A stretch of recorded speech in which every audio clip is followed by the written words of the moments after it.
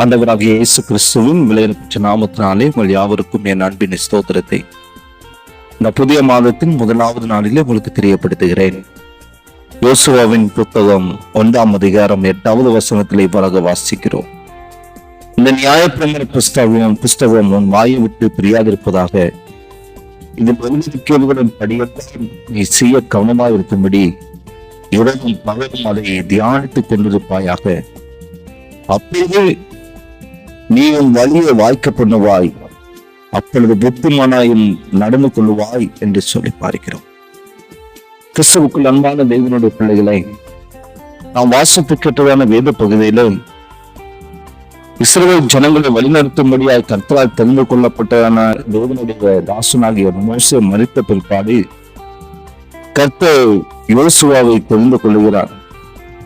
மிகவும் பயந்து போய் கலக்கமுற்றவராக என்ன செய்ய வேண்டும் என்று திகிலோடு காணப்பட்டதான யோசுவாவோடு கூட கர்த்தர் பேசுகிறது நான் பார்க்கிறேன்.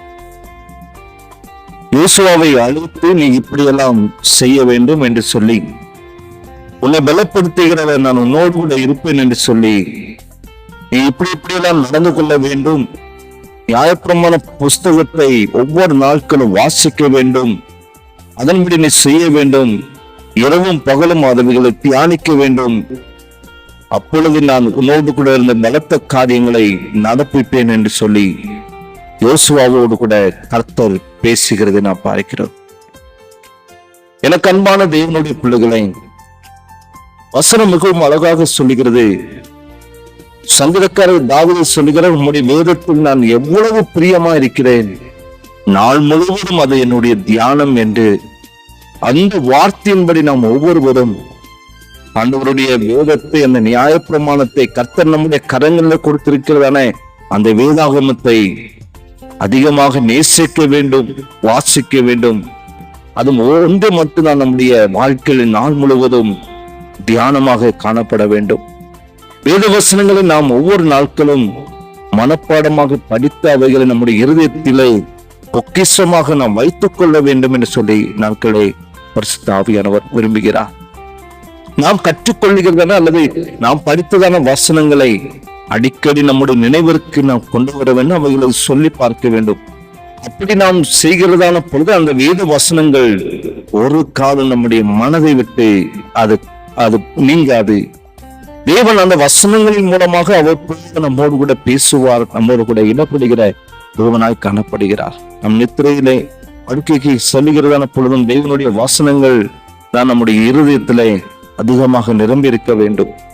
நம்முடைய நாட்கால இலைப்பாறுதல நித்திரையில வேறு எந்த உலக காரியங்களோ கவலைகளோ மனபாரங்களுக்கோ நாம் இடம் கொடுக்காதவர்களாக நாம் கற்றுக்கொண்டதான கர்த்தர் நம்முடைய கரங்களை கொடுத்த அந்த வேத வசனங்களை அந்த நேரத்திலே நாம் நம்முடைய இருதயத்திலே கொண்டு அவைகளை நம்முடைய உள்ளத்தில் நினைவுபடுத்தி கொண்டே இருப்போமானால் நம்முடைய இலைப்பாறுதல் மிகவும் இன்பமாக காணப்படும். நாம் கடந்து செல்கிற பாதையானாலும் சரி, நாம் எங்கு கடந்து சென்றாலும், நம்முடைய பிரயாணங்களானாலும் சரி, கர்த்தருடைய வார்த்தைகளை நம்முடைய உள்ளத்தில் சொல்லிக்கொண்டே போகிறதான பொழுது அது அந்த வார்த்தை நம்முடைய உள்ளத்திலே ஒரு ஆனந்தத்தை, ஒரு மகிழ்ச்சியை கொண்டு வரும். மறுபடியும் பிறந்த ஒரு தேவனுடைய பிள்ளைக்கு ஆண்டவர் அருளின அந்த வேத புத்தகம் மாத்திரம்தான் இந்த உலகத்திலே, இந்த பூமிக்குரிய வாழ்க்கையிலே அது ஆறுதலாகவும் ஆனந்தமாகவும் காணப்படுகிறது. சங்கீதக்காரர் தாவீது அவர் சொல்லுகிறதான பொழுது, நான் பரதேசியாய் தங்கும் வீட்டில் உமது பிரமாணங்கள் எனக்கு கீதங்களாயின என்று சொல்லி, இந்த பூமிக்குரிய வாழ்க்கையிலே கர்த்தருடைய வார்த்தை, அந்த நியாயப்பிரமாணம் அவருடைய வாழ்க்கையிலே அது கீதமாய் மகிழ்ச்சியாய் காணப்பட்டது. அவர் 1ஆம் சங்கீதத்திலே சங்கீதக்காரரை சொல்லுகிறதான பொழுது, கர்த்தருடைய வேதத்தில் பிரியமாக இருந்து இரவும் பகலும் அவருடைய வேதத்தில் தியானமாக இருக்கிற மனுஷன் பாக்கியவான் என்று சொல்லி, கிறிஸ்துவுக்குள் அன்பான தேவனுடைய பிள்ளைகளை, ஒரு புதிய மாதத்திற்குள்ளாய், ஒரு புதிய நாளுக்குள்ளாக நாம் கடந்து வந்திருக்கிறோம். நாளும் தெய்வ சமூகத்தில் நம்மை அர்ப்பணிப்போம். இந்த நாள் முதல் புதிய மாதத்திலிருந்து நான் ஒவ்வொரு நாட்களும் வேத வசனங்களை தியானிக்கிற பிள்ளையாக, அந்த வசனங்களை கடைபிடிக்கிறவராக ஆண்டவரே நீர் என்னை மாற்றும் என்று சொல்லி தெய்வ சமூகத்தில் நம்மை அர்ப்பணிக்கிறதான பொழுது, அந்த வேத வசனங்களை பிரமாணங்களை நம்முடைய வாழ்க்கையில நாம் கைக்கொள்கிறதான பொழுது ஒரு யோசுவாவை பலப்படுத்தின தேவன், ஒரு யோசுவாவை திடப்படுத்தின தேவன் உங்களையும் திடப்படுத்த வாஞ்சியுள்ள தேவனாய் காணப்படுகிறார். உங்களையும் திடப்படுத்துவார். நாம் செய்ய வேண்டியது கர்த்தருடைய வசனங்கள், அந்த நியாயப்பிரமாண புஸ்தகமானது நம்முடைய இருதயத்திலிருந்து நீங்காமல் இருக்க வேண்டும். நம்முடைய நாவிலிருந்து அது நீங்காமல் இருக்க வேண்டும். எப்பொழுதும் வார்த்தைகளை நாம் உச்சரிக்கிறவர்களாய் காணப்பட வேண்டும். அப்பொழுது கர்த்தர் நம்முடைய வாழ்க்கையில சகல விதமான காரியங்களையும் வாய்க்க பண்ணுவார்.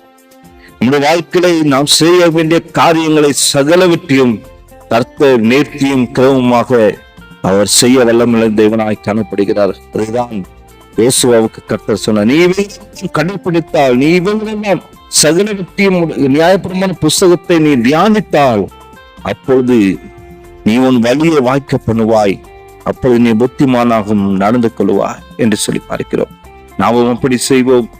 யோசுவாவை போல இந்த பூமிக்குரிய வாழ்க்கையில கர்த்தருக்கு பிரியமாய் வாழ்ந்து அவருடைய சித்தம் செய்ய ஒவ்வொரு நாட்களோட வார்த்தைகளை தியானித்து அவருக்கென்று வாழ்வோம். தேவ கிருபை உங்கள் அனைவரோடும் கூட இருப்பதாக. ஆமேன். செபிக்கலாம். நேசிக்கிறதான அன்பின் நல்ல தகப்பனே, அப்ப ஆசீர்வதிக்கப்பட்டதான இந்த காலை வேலைக்காக உமக்கு நன்றி செலுத்துகிறோம். இந்த மாதத்தின் புதிய நாளினை புதிய மாதத்திற்குள்ளாய் கடந்து வரும்படியாக என் தேவன் பாராட்டின மேலான கிருபைக்காய் ஸ்தோத்திரிக்கிறோம். கடந்த 5 மாத காலமாக என் தேவன் கண்ணின் மணியை போல் பாதுகாத்தீர். இந்த புதிய மாதத்தில் ஆண்டவரே, தேவனுடைய கரம் தம்முடைய பிள்ளைகளோடு கூட இருப்பதாக.